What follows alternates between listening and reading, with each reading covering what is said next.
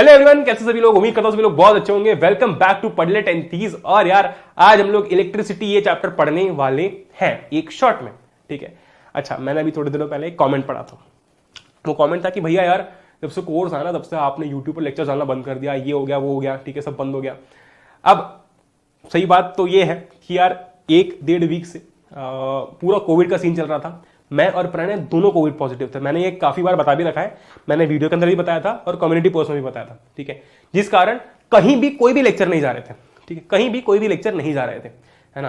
तो सीन ऐसा है कि ऐसा बिल्कुल नहीं है कि यार ये अपनी यूट्यूब फैमिली ना, इसको भूला नहीं जा सकता और ऐसा बिल्कुल मत सोचा करो। ठीक है, ये अपने दिमाग से निकाल ही दो कि ऐसा कुछ हो भी सकता है। ठीक है, वेरी गुड। तो यार ऐसा कुछ भी नहीं है ना, मैं पहले क्लियर कर देता हूं। दूसरी चीज, थ्रोट इन्फेक्शन हमको काफी था। ठीक है, जिस कारण मैं बोलने भी जाऊं तो मुझे खांसी आ जाती थी। इस कारण मैंने सोचा कि यार अभी थोड़ा सा होल्ड पर रखते हैं इसको, एक बार ठीक हो जाए। क्योंकि यार होता ही है ना कि अगर जब आप ठीक नहीं हो और अगर आप बहुत सारा काम करने लग जाओ तो फिर वो एक बहुत बड़ी दिक्कत बन जाती है और मैं चाहता नहीं था, क्योंकि तुम्हारी अभी एग्जाम्स भी आने वाली, बहुत सारी चीजें।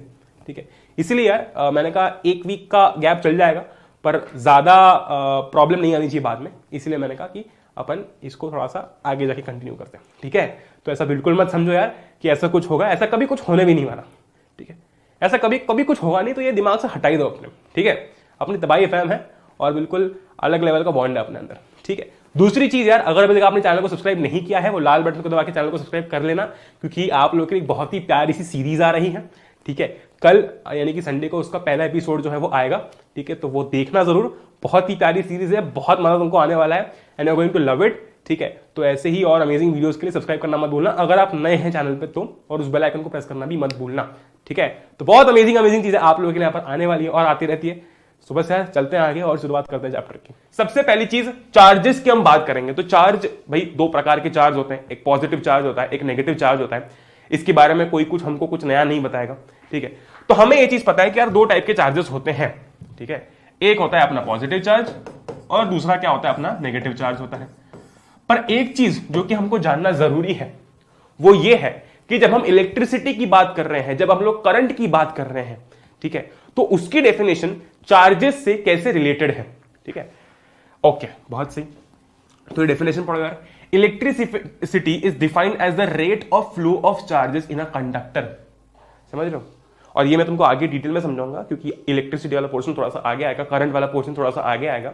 पर what is electric current, what is electricity? ठीक है, it is defined as the rate of flow of charges. मतलब जिस रेट से चार्जेस फ्लो कर रहे हैं एक कंडक्टर के अंदर, हम उसे इलेक्ट्रिसिटी कहते हैं, इलेक्ट्रिक करंट कह रहे होते हैं। ठीक है, बहुत बढ़िया, है ना। यहां पर इतना कुछ समझो मत, तुम आओ सीधा इधर। ये बहुत इंपॉर्टेंट शुरुआत होती है इस चैप्टर की। ठीक, हमें पता है यार कि 2 टाइप के चार्जेस हैं। हाँ है भैया, बिल्कुल है। एक होता है अपना पॉजिटिव चार्ज और दूसरा होता है अपना नेगेटिव चार्ज।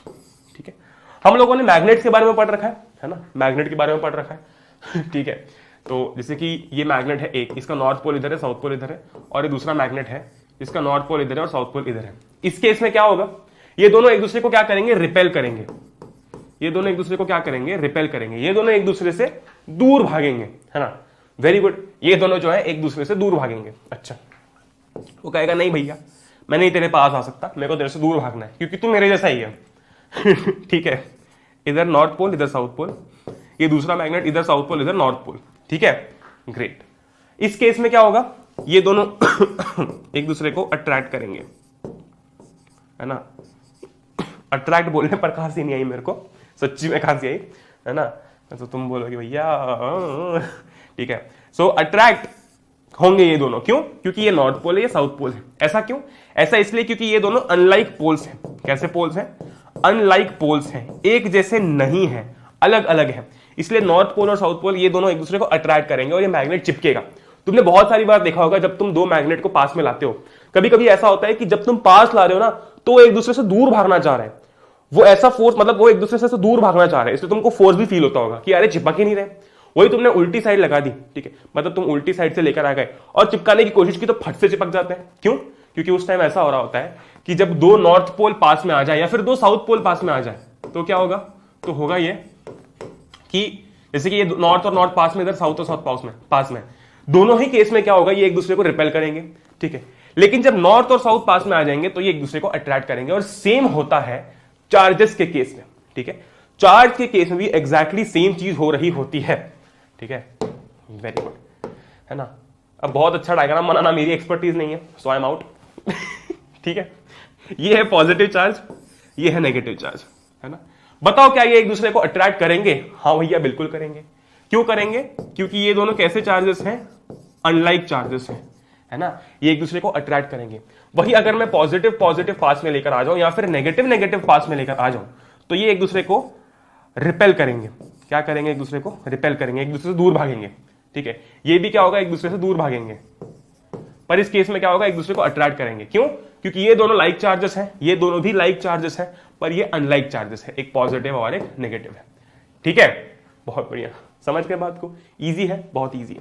ठीक, अच्छा अब हम बात करते हैं, है ना, अब हम बात करते हैं कुछ मुद्दे की जो कि शायद तुम अभी इस चैप्टर में सीखोगे नया नया। वो ये है कि smallest charge is the charge on one electron और प्रोटॉन। मतलब जब हम स्मॉलेस्ट चार्ज की बात कर रहे हैं ना, ठीक है, तो वो ये कह रहा है कि स्मॉलेस्ट चार्ज क्या है? It is a charge on one electron और प्रोटॉन। ठीक है, अब इस बारे में डिटेल में तुम लोग और 11वीं 12वीं में पढ़ते हो। ठीक है, इसके अंदर इतना डीप जाने की जरूरत नहीं है। फिलहाल के लिए हमको ध्यान किस पर देना है? ध्यान देना है इस पर। ठीक है, ये बड़ा इंपॉर्टेंट पॉइंट है जो कि है चार्ज इज क्वांटाइज। तो हमने 3 पॉइंट्स की बात कर ली भाई। लाइक चार्जेस एक दूसरे को रिपेल करेंगे, अनलाइक एक दूसरे को अट्रैक्ट करेंगे। स्मॉलेस्ट चार्ज क्या है? तो एक इलेक्ट्रॉन या फिर प्रोटॉन के ऊपर का charge is the smallest charge. ठीक, ग्रेट। अब जब मैं बात करता हूं चार्ज इज क्वांटाइज्ड की, इसका क्या मतलब है? ठीक है, इसका क्या मतलब है? और मैं हमेशा से इसके लिए एक ही एग्जांपल देते आ रहा हूं। पिछले साल भी मैंने यही एग्जांपल दिया था, सबको समझ में आ गया था। इस साल भी मैं एग्जांपल दूंगा, सबको समझ में आ जाएगा। ठीक है, ग्रेट। अच्छा, ये मान लो कि एक थिएटर है। ठीक है, क्या है? थिएटर है, बहुत सही। इसके अंदर मान लो कि टोटल 50 पीपल बैठे हुए हैं। कितने लोग बैठे हुए हैं? 50 लोग बैठे हुए हैं। ठीक है, बहुत बढ़िया। इसके अंदर टोटल 50 लोग बैठे हुए हैं। अच्छा अच्छा अच्छा, क्या बात है। ये देखो खाना बन रहा है, आ जाओ खाने, मेरे को भी नहीं पता क्या बन रहा है। ठीक है, 50 लोग बैठे हुए हैं और मैंने बोला कि हर इंसान के पास में 2 स्मार्टफोन्स हैं। ठीक है, हर इंसान के पास में 2 स्मार्टफोन्स हैं। समझ गए बात को? हाँ, मान लो हाइपोथेटिकल सिचुएशन, सब बिजनेसमैन है, सबके पास 2 स्मार्टफोन है। ठीक है, अच्छा 2 फोन्स ईच। ठीक है, अंदर 50 लोग हैं और टोटल, और हर किसी के पास में 2 फोन्स हैं। ठीक है, अब यहां से एक इंसान जा रहा था, उसको पता है कि अंदर कितने लोग बैठे हैं और अंदर हर एक के पास में 2 फोन है, उसको ये चीज पता है। मैं आया इधर से, ठीक है, और मैंने इसको पूछा कि भाई मेरे को एक बात बता, इस थिएटर के अंदर टोटल कितने स्मार्टफोन्स हैं? ठीक है, मैंने उससे पूछा कि इस थिएटर के अंदर टोटल कितने स्मार्टफोन्स हैं।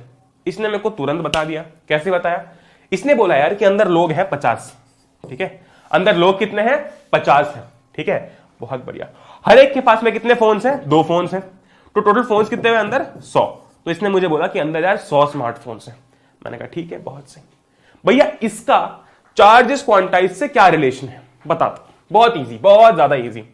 चार्जेस क्वांटाइज का ये मतलब है, चार्जेस क्वांटाइज का ये मतलब है कि जब मैं बात कर रहा हूं, जैसे कि मुझे कोई बोलता है कि यार ये जो है ना, पहले तुमको बता दूं कि मैं तुमको बता दूं कि एक इलेक्ट्रॉन के ऊपर का चार्ज कितना होता है, तो वो होता है 1.6 इंटू 10⁻⁻19 कूलम।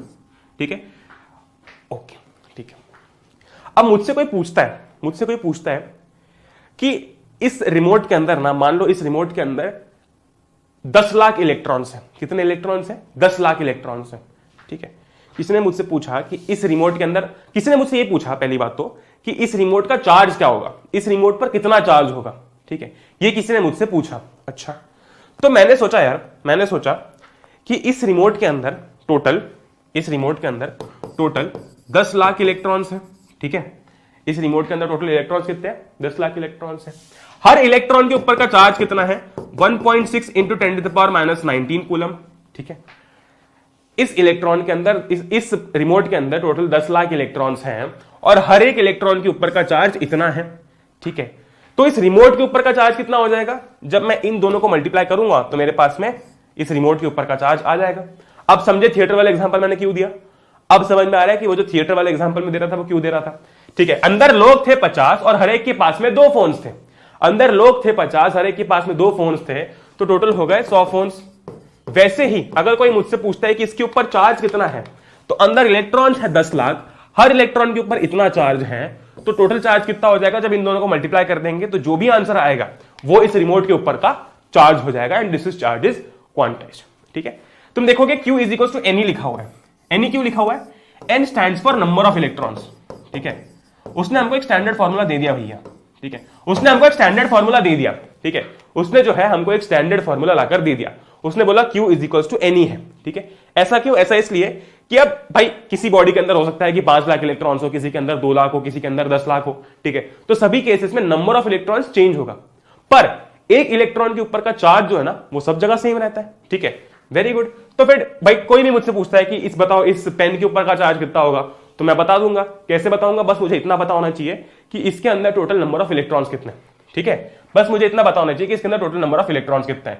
वो अगर मुझे पता चल गया तो मैं उसको E से मल्टीप्लाई कर दूंगा। E क्या है? 1.6 × 10⁻⁹ कूलम। ठीक है, तो चार्ज इज क्वांटाइज्ड। यहां पर इंटीग्रल मल्टीपल में ये चीज अवेलेबल है। ठीक है, ग्रेट। तो आपका N 1 हो सकता है, 2 हो सकता है, 5, 10, 15, 50, 100, ठीक है, 120, 250, ऐसे तो बहुत सारे इलेक्ट्रॉन्स होते हैं, पर एक एग्जांपल दे रहा हूं। ठीक, बहुत सी। तो किसी बॉडी के ऊपर का चार्ज, ठीक है, किसी बॉडी के ऊपर का चार्ज आप कैसे निकाल सकते हो? उसके अंदर कितने नंबर ऑफ इलेक्ट्रॉन्स है उसको एक इलेक्ट्रॉन के ऊपर कितना चार्ज होता है उससे मल्टीप्लाई करके। ठीक है, ग्रेट, समझ गए? एक और चीज इसके अंदर है। ठीक है, एक और चीज इसके अंदर है, वो ये है कि यार जैसे कि मैं बात कर रहा हूं कि मैं अभी तक क्या बात कर रहा था कि बॉडी पे चार्ज कितना होगा। ठीक है, तो मुझे क्या लगेगा? मुझे लगेगा कि भैया उस बॉडी के अंदर नंबर ऑफ इलेक्ट्रॉन्स कितने हैं। बस अगर ये मुझे पता चल गया तो मैं E से उसको मल्टीप्लाई कर दूंगा और E मुझे पता ही है। ठीक है, बहुत सी। अब मुझसे कोई उल्टा सवाल करता है, मुझसे कोई बोलता है कि यार मैं तुझे बताता हूं कि बॉडी पे चार्ज कितना है। मान लो कि मैं 1 कूलम चार्ज की बात कर रहा हूं। पहली बात तो यह है कि चार्ज की ऐसा यूनिट कूलम होती है। ठीक है, चार्ज की जो ऐसा यूनिट होती है वो कूलम होती है। कोई मुझे कहता है कि यार मुझे एक बात बता, मैं ना तुझे उल्टा क्वेश्चन करता हूं। उसने मुझे बोला कि यार मुझे बता कि 1 कूलम चार्ज में कितने नंबर ऑफ इलेक्ट्रॉन्स होंगे, है ना। उसने क्या किया, Q is equal to Ne, इस फॉर्मूला को अगर हम देखें तो उसने मुझे Q दे दिया। उसने मुझे बोला कि 1 कूलम चार्ज पर ठीक है कितने नंबर ऑफ इलेक्ट्रॉन्स होंगे। मैं बड़ी आसानी से निकाल सकता हूं। क्यों? क्योंकि मुझे N निकालना है, मेरे पास में Q है, मेरे पास में E भी है। ठीक है, बहुत बढ़िया। तो इस तरीके से भी आपको सवाल किया जा सकता है। अगर किसी ने आपको बोला कि बता कि 10 कूलम चार्ज में कितने नंबर ऑफ इलेक्ट्रॉन्स होंगे, तो आपको वैल्यू किस चीज की दी है? चार्ज की। ठीक है, आपको निकालना क्या है? N निकालना है। इस पूरे फार्मूला के अंदर E तुमको ऑलरेडी पता है, या तो तुमसे चार्ज पूछा जाएगा या तो नंबर ऑफ इलेक्ट्रॉन्स पूछे जाएंगे। ठीक है, तो ये एक बहुत इंपॉर्टेंट चीज है कि 1 कूलम चार्ज के अंदर इतने नंबर ऑफ इलेक्ट्रॉन्स होते हैं। Can you imagine? Just look at the number 6.25 into 10⁻18। मतलब भाई साहब इंसान का दिन निकल जाए पूरा इसको काउंट करते करते, इतने इलेक्ट्रॉन्स हैं ये। ठीक है, तो सिर्फ 1 कूलम चार्ज में, भाई साहब सिर्फ 1 कूलम चार्ज में इतने इलेक्ट्रॉन्स हैं। तुमको समझ में आ रहा है? सिर्फ 1 कूलम चार्ज में इतने इलेक्ट्रॉन्स हैं। तो सोचो कि अगर मैं 10, 15, 20 कूलम की बात करूंगा तो कितने इलेक्ट्रॉन्स होंगे, है कि नहीं? बहुत से। ठीक है, ग्रेट। तो इतनी हमने बात कर ली है। एक बार समराइज कर देता हूं। Q is equal to N, charge is quantized. ये जो आपका फॉर्मूला है इसका सेंस क्या है, मतलब क्या है। ठीक है, फिर मैंने तुमको ये बता दिया कि यहां पर E जो है हमको पता है। E मतलब 1 इलेक्ट्रॉन के ऊपर का चार्ज, N मतलब टोटल नंबर ऑफ इलेक्ट्रॉन